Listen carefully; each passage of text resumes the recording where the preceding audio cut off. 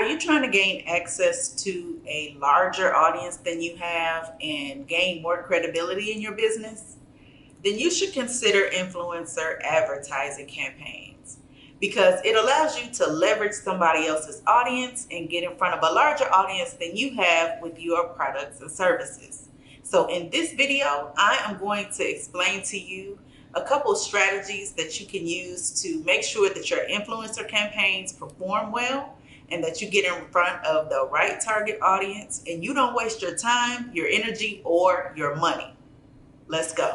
Hey, I am Chanel Yarber, and I am the brains and beauty behind BrightGirl Media. My goal is to empower women entrepreneurs with the tools and strategies they need to effectively market their businesses online.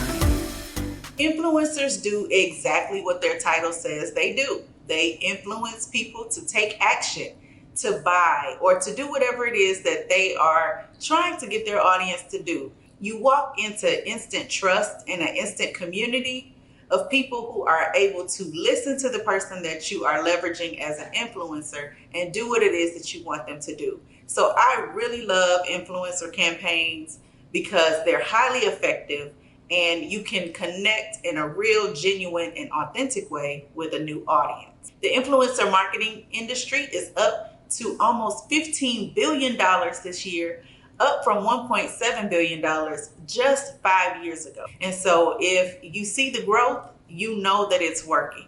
So I highly recommend that if you have a proven product or service, that you consider using influencers to get them in front of your audience and to use their audience and leverage their audience to actually get to know you and become your audience for your business.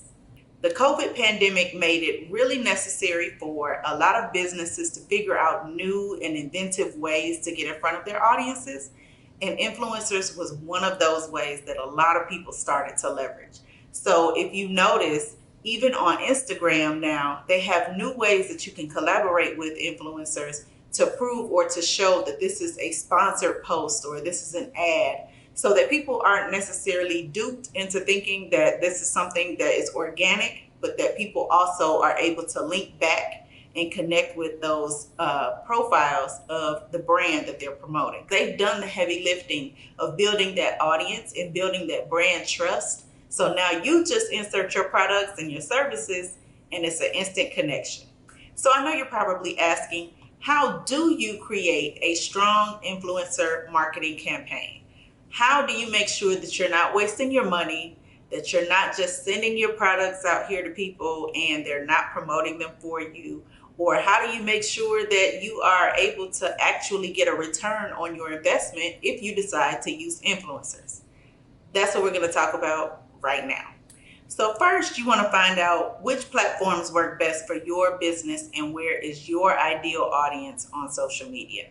Because you want to make sure that when you get on social media with the influencer, that you're leveraging their audience to be able to easily and quickly find you and your brand on social media. So figure out where your audience is positioned on social media and find influencers that work really well on that particular platform. That's first and foremost. Next, as you're doing your research, you want to find out if those influencers actually work with brands like yours or they promote products or services like yours.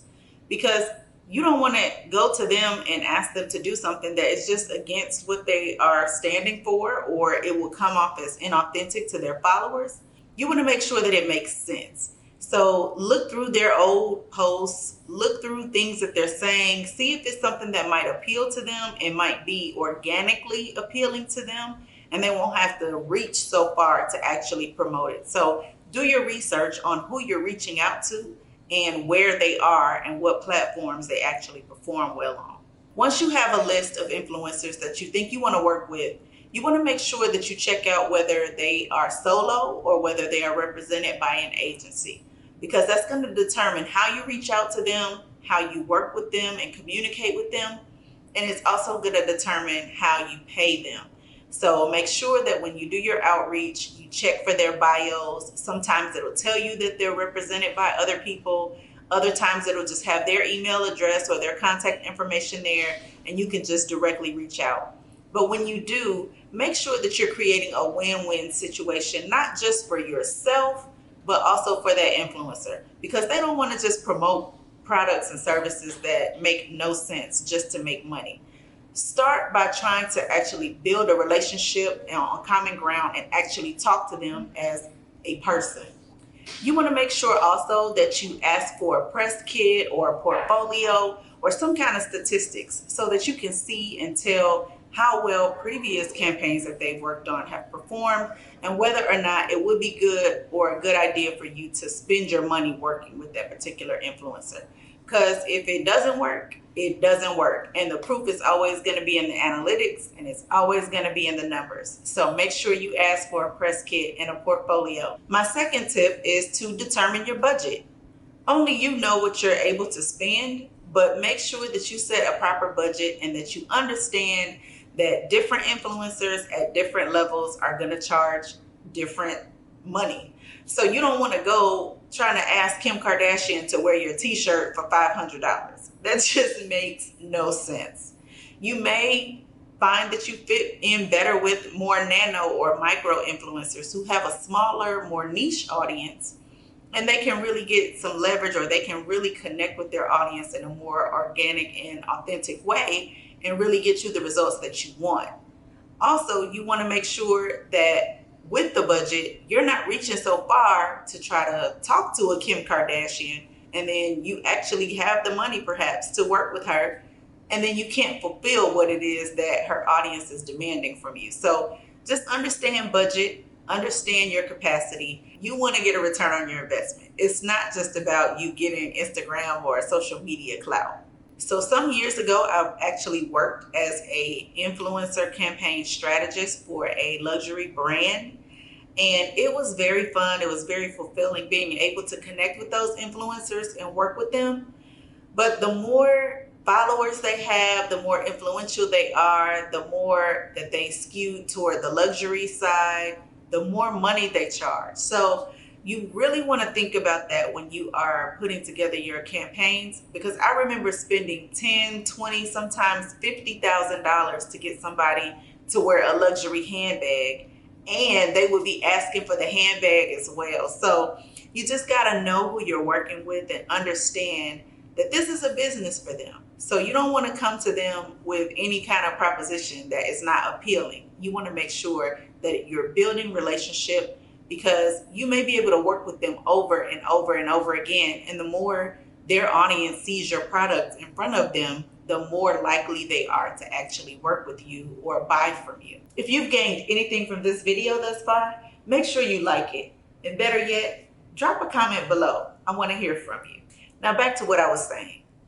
Understand that when you are creating an influencer campaign, you are actually working with a human being. This is not like Facebook ads or Google ads where you set it, you forget it, you set your budget, and you just watch the traffic come in.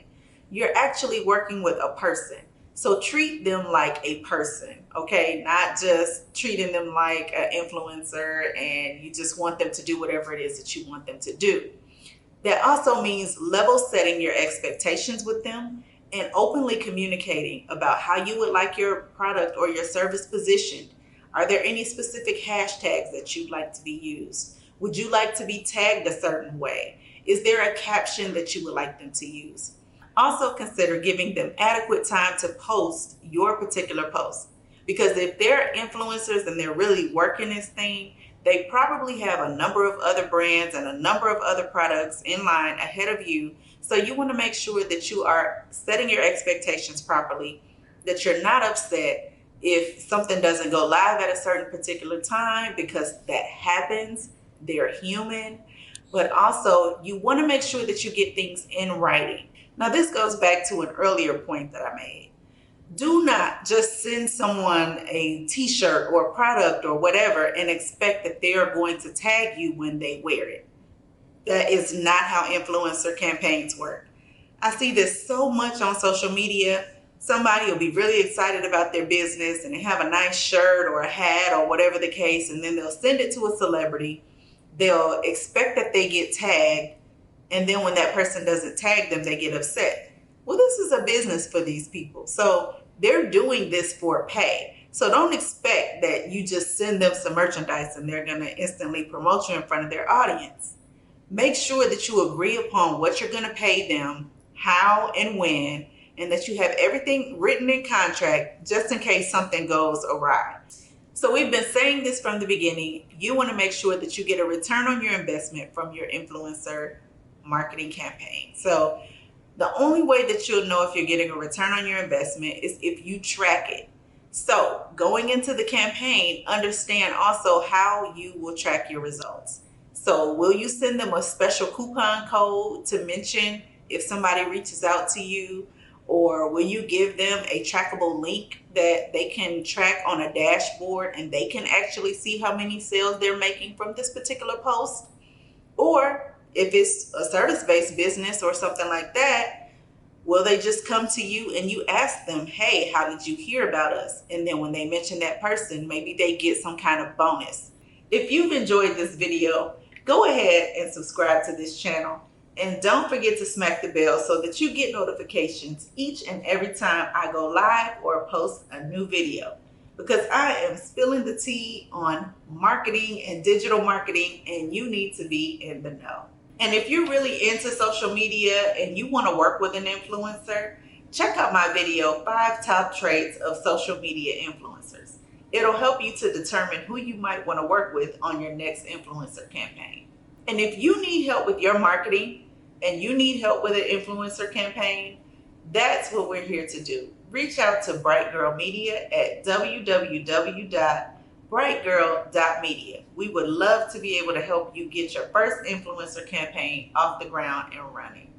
Until next time.